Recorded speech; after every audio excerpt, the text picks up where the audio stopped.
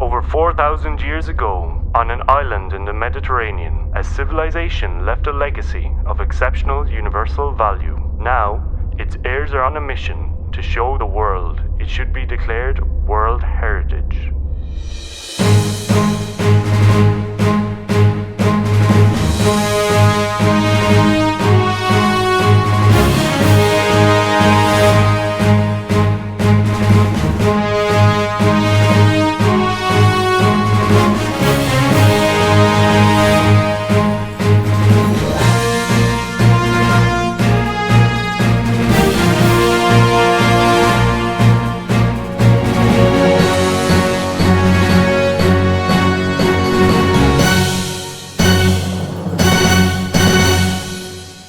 Talaiotic Minorca World Heritage Nomination.